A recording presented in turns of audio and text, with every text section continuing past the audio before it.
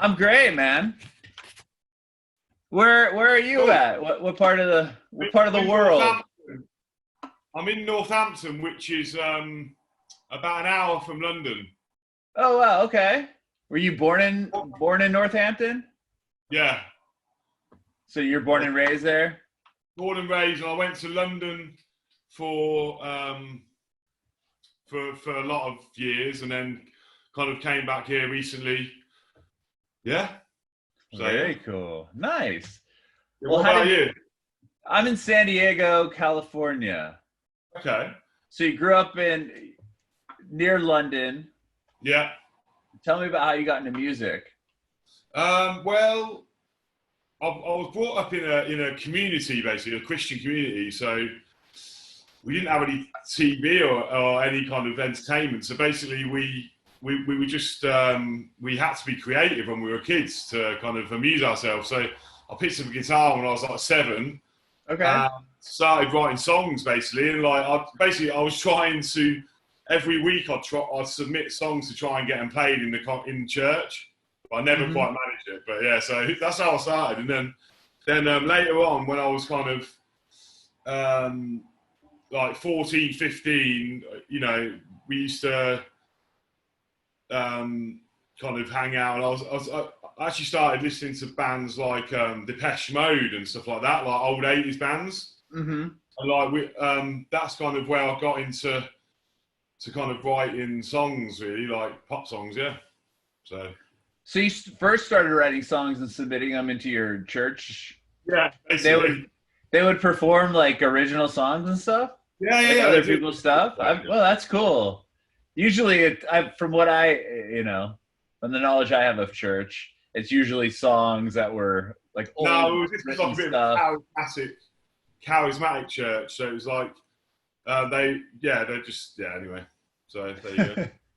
Very cool. Okay, so you went from there, and then you started listening to Depeche Mode. And when did you start writing those songs? When you were 14, 15? Well, so no, so I kind of fast forward a bit to like when I was at uni, and I met a band that were well, I met a couple of brothers basically, and a guy called Ross and Ewan, and a guy called Sam, who got me into like like more alternative, like the Cure, Depeche Mode, and we started dressing like skinny jeans and like got makeup and stuff. And I was in a band called The Departure, who we actually got a record deal with EMI and went touring around the world and supported the Killers and all that kind of stuff. That was pretty crazy. Whoa! Can you Yeah, do you want to talk about that at all? yeah, we can do, yeah. Oh, cool. Yeah, because our podcast is about your journey in the music industry. So I'd love to hear like Yeah, how so you got into basically, that band and then how you started Maddox Jones. So that can all yeah, kind so of. basically, yeah. So So when I was at uni, I did like a commercial music course in London, actually, Westminster, the University of Westminster, Mhm. and Did you go there for school, or did you go to yeah, school there for music? yeah. So I went there. Yeah, I went there and like met like it was quite cool because it was kind of more of a networking course and like learned a bit about the business as well, but also like got in groups to like do production stuff and then anyway, so in the last year our task was to like get a band, like basically like my task that I set with my tutor was to get a band together and see how far I could take it. So I kind of hooked up with some old friends from back in Northampton, these brothers, this brother and the guy called Sam, and Hmm. we started this kind of new wavy kind of band it was kind of before Franz Ferdinand. Do you remember Franz Ferdinand? Oh yeah, totally. Yeah, so basically did that, and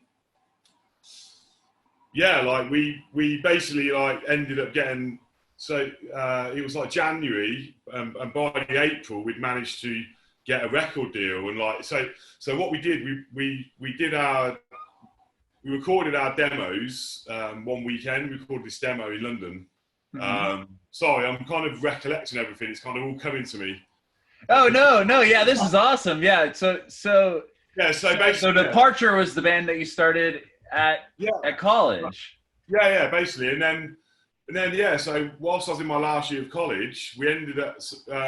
one of my friends, Tom Stubbs, who actually lives in America now, he's a producer, but he works at the studio in London, and we went down there to do like this 3-track demo, and we all went down there, stayed at my friend's house, and on the Monday we just thought, right, we're in London, we just basically like put all out, like we looked like a cross between Duran Duran and like the Lost Boys. We went around London, going to all the record companies, and just stood in the reception, and we ended up getting a massive like hype about ourselves. And by the Friday, we had this gig in Northampton, and all the industry came and watched us, and we got a $200,000 record deal. Like, it was pretty mad. Whoa, that's so rad.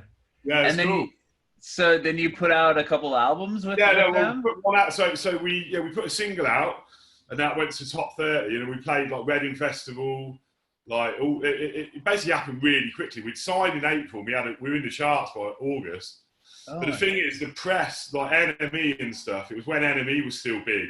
I don't know if you know NME yet. Oh, they're huge. I think they're still huge. I actually go on their website every day. They were like print, though. Do you know what I mean? Like print. Yeah, they were print with like Kerrang and stuff. Were print. Yeah, right?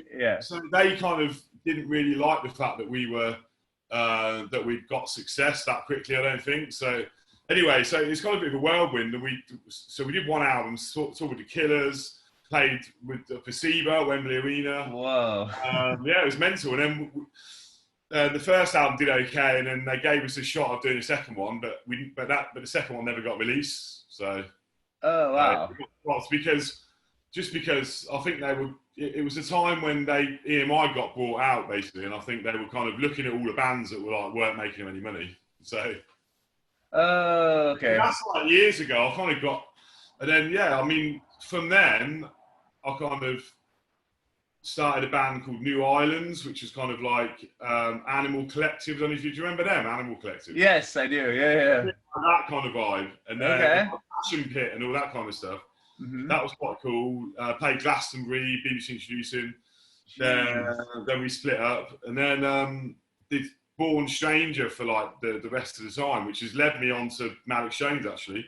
So I met my label Jürgen from Radical Records, from writing a song for one of the other artists called Salt Ashes. So I co-wrote a song with her. Wow. Yeah, and then I sent him my demos. He was like, "Oh yeah." So that was like a year and a half ago, and I put out a few singles with him that was Born Stranger. But then, like this year, I kind of changed I just had a breakup with a 4-year relationship, and I just started writing all these really more honest songs, and I thought, look, there's no it's just me in the band, so I might as well just call myself my name. Do you know what I mean? Like, yeah. So yeah, this is me, just being me really now. So it's good. Yeah, were you the main songwriter for the other bands that you're in, The Departure? Yeah, pretty much. But I like collaborating, so I can write. Like I always even now I still go around and write songs with or with friends or producers. Do you know what I mean? Yeah. Energy. It's a collaborative effort, but I wasn't sure if like a majority of the song, because sometimes there would be a band like lyrics and stuff like I write that. Oh wow, okay, very cool. Well, wow, okay, so you got signed like pretty much that quickly when she started The Departure. That's crazy as it is. And then so tell me about touring for the first time. The first tour we did was with the Killers when they first came over to England. Like, oh my gosh, that was pretty mental. Was that like Hot Fuss era, like when Mr. Brightside was out? Oh my gosh, okay. What's crazy about the Killers is, they're one of those bands that translated way quicker and way and it impacted in the UK way faster than it did in the United States. I think you know what it is, because they had this they kind of had this Britishness about they loved the Smiths and like all that kind of stuff, but then they kind of coupled it with this American Vegas glamour, and it really, like, people loved. Like, I remember standing at the back of the set, like, every night at the gigs, going, "They've got some brilliant songs." You know what I mean? Like, they really have. Like, somebody told me, like, that first album was packed full of hits. Oh yeah, Mr. Brightside is probably one of the biggest songs ever, like, of all time. It's crazy. Yeah, I mean, it's weird that happens too. Like, I mean, with the Strokes and some of those other bands, they would come over to the UK, and that's kind of where they broke. And yeah, I think we love. Yeah, I mean, it's weird, isn't it? Because I think a lot of these bands that come over, like the Strokes, like, well, they were kind of more Velvet Underground and stuff like that. Well, that was their influences, I guess, and like, but often a lot of these American bands will come over and they'll have British influences, but they'll do it in a way that's like a bit different. So it's good. Yeah. Is writing the stuff for yourself like, do you feel it's similar to writing the songs with The Departure? No, I've totally changed. Like, I've grown so much as a songwriter. Like, it kind of happened by accident because I guess in The Departure, we actually split all the writing. Even though, so I'd come into the rehearsal room with like half an idea, and then we'd all bash it out, and like the guitarist would write parts. So that was more of a collaborative effort. Do you know what I mean? It wasn't me sitting at a piano and like saying, "This is what you're going to play." This is like, so it kind of happened like by accident, all those songs, and we actually found it quite hard to follow up the first album. Like, so now, like, I've just kept on growing as a songwriter. Like, I mean, my voice is just me now. Like, if you listen to the old Departure stuff, I sound like a lot different because I was trying to sound like Gary Newman and things like that from the 80s. Mm-hmm.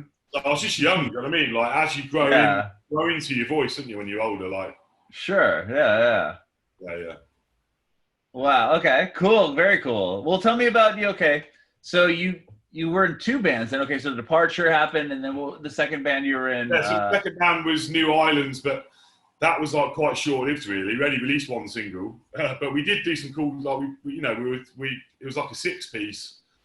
But the main success I've had since then is like I was in a band called. We started off as Strangers, which is a three-piece. Me, Rafe, and Piers.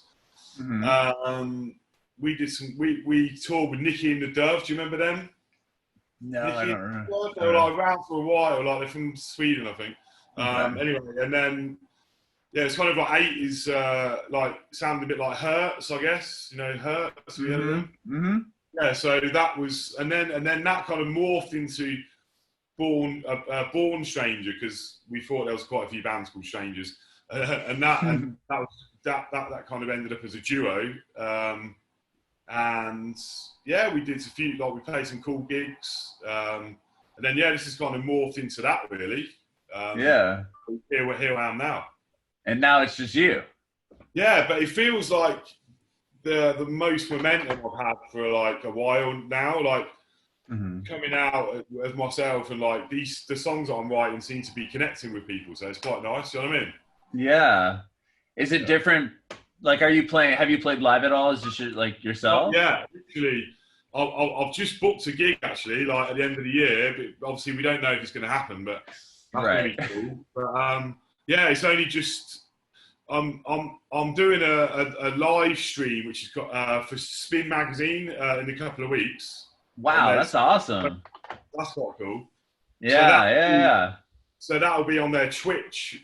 Yeah, so that's kind of the first thing of playing live. With I'm going to get my friend who produced Headspace to kind of play guitar and stuff, and so nice. Wow. Okay. Are you're with Raby? Are you signed to a record label right now? Yeah, Radical Records, and we've got Quattro. Well, my main label is Radical Records, and then we've got Quattro in the Europe and the UK, and then we've got a Romanian label called Roton. Okay. So we've got two different things going on. Yeah. Well, how did you get linked up with Radical Records? Oh yeah, so I told you earlier, that was when writing a song with Soul Ashes. Remember? So I wrote a song for one of his other artists. And, right. Okay. There's been a lot of information going around, isn't there? yeah, totally, man. Oh, cool. So that was like a year and a half ago. He's really cool, man. Like, he's been in the industry for like since the 70s. He's got a guy called Jürgen, and he kind of just lets me grow and do my thing, and we get on well, you know. So I'm more of a journeyman now. I don't want to be like, I think music, you should, you know, a true artist, you can't always just be chasing the trends, or you kind of just got to write kind of music you want to write, haven't you? Do you know what I mean? Yeah. So the most recent song that you put out is that My House or Headspace? Yeah. My House is the new one, right? Yeah. Can you tell me about that song? Is that going to be part of the collective?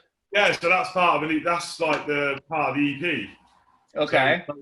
So we're releasing an EP on July the 10th, but we thought to put out a couple of singles before it, so like you get people to know this song. So we put out Headspace 4 weeks ago, My House last week, and then the EP in 2 weeks. So yeah, it's kind of part of a bit of a story of where I'm at. My House is about kind of trying to let go of bad habits and like seeing kind of the shallow side of like partying and stuff like that. So it's quite, yeah. So the first single you put out was Headspace for this new EP. Yeah. What was the reason behind choosing that as the lead single? Oh, well, it's not really, well, actually, it's not really the lead single. It's just, we just thought it was a good kind of introduction because it's quite, it's got a good vibe, and it's quite upbeat, and the label liked it. But yeah, the main track, I think, well, my favourite track is No More Ghosts, which is coming out with that's going to be like the focus track of the EP. Oh, awesome. So basically I wrote it about a year ago, and it was, do you watch the series You? Have you seen that? Yes, my wife and I love that show. Yeah, so basically there's a scene in there where he goes, "There's no more ghosts in my bed," right? And so last year when I was watching it, I was like binge watching it, like, and it was about 11 at night, and I thought that's a great line. So I wrote this chorus. It's like, goes, "There's no more ghosts in my head, no more fear in my bed. There's no more ghosts, no more ghosts." So I wrote that down on my phone. I recorded it on my phone, and that came from there. Yeah. Wow, I love that. It's cool. Like, it's about letting go of, you know, your getting over someone or getting over something in your life. You know. But yeah. Cool. Well, I can't wait to hear the rest of the EP when it comes out. In a couple weeks from now, July 10th, you said. Yeah, I'm really excited. Do you have any, aside from obviously right now with everybody kind of quarantined, you said you had that one show booked at the end of the year. Do you have any, were you gonna do something to support the EP, or is that the? Yeah. So I'm doing well. I mean, if I can, so we're going to do some this live stream for Spin. On the 9th of July at 8 o'clock. And then I guess, I mean, if you go on my Instagram, I'm always putting out like live videos and content and things like that. So that's all we can do, right, at the moment. Yeah. So you have been, doing the Instagram live stuff? Yeah, I've been doing a bit of that, yeah, but I prefer to do pre-records because the sound quality is better. Yeah. So I post a video, but I do Instagram live sometimes, yeah. Yeah, I've seen a handful of artists like editing videos that made it look like they're on like a Zoom call playing together. Yeah. But due to latency and everything else, there's no. Well, yeah. So basically, how possible that to works do is it. you record. Yeah. So you have to record the sound separately, and then like you have to get the video and match it up to the sound. So it looks live, but it's a cheat, basically. Yeah. Sure. Cool, man. So what's the idea behind the pod? Like, what's the general thing? Just to talk about the journey. Your journey in the music industry and how to inspire. My last question I'll ask you here in a minute is if you have any advice for aspiring artists. Okay. So that's kind of the theme is, your story. You've been in 3 bands, how you achieved the success you have. Yeah. Okay. So, I mean, the main thing is like, you've just got to keep going, basically. Like, there's so many of my friends or people who like, you know, because the music industry, like, it is quite a hard place. But I think if you're basically, make sure you write the best songs that you can do, and don't do it because someone else wants you to do it. Basically, do it because you want to do it, and just like find out what you want to, like, how you want to portray yourself to the world, and like just have fun with it, and see it as building a journey. And like, you know, you'll get little successes along the way, but there will be knockbacks. You know, not everyone's going to love what you do, but that doesn't matter. Like, you can build your own. Like nowadays, you can build your own audience because you've got access to social media and all that. So that's quite cool. So yeah, I'd say love what you do and don't give up is my thing.